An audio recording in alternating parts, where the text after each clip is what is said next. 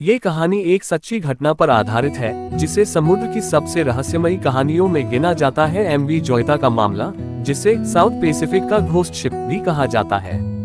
MV Joita नामक ये जहाज 3 अक्टूबर 1955 को सामोआ से टोकलाउ द्वीप के लिए रवाना हुआ था, जिसमें 25 लोग सवार थे। लेकिन ये जहाज कभी अपनी मंजिल तक नहीं पहुंचा।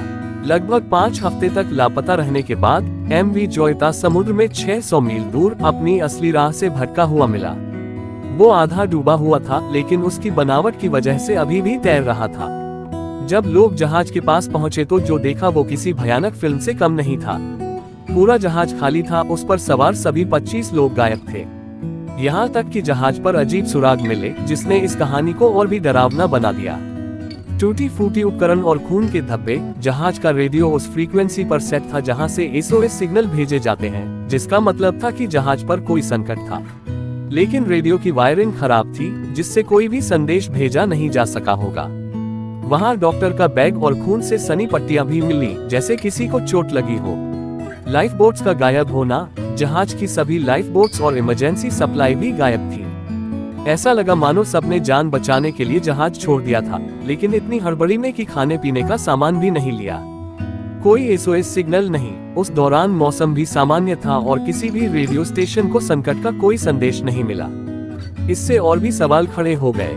इस कहानी के पीछे कई थ्योरीज आए। कुछ लोगों का मानना था कि शायद समुद्री लुटेरों ने हमला किया, तो कुछ ने इसे किसी अलौकिक शक्ति का प्रकोप माना। लेकिन सच्चाई कोई नहीं जान पाया।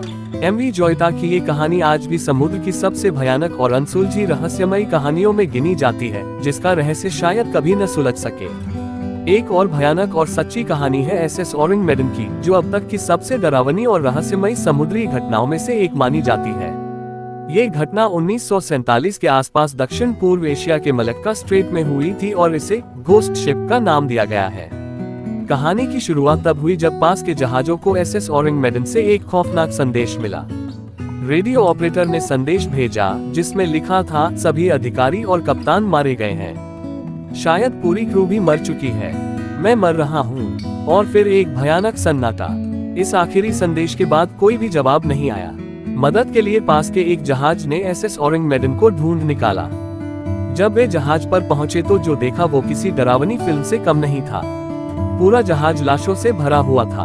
हर क्रू मेंबर की आंखें खुली थीं, जैसे कि उन्होंने मौत से पहले किसी खौफनाक चीज को देखा हो।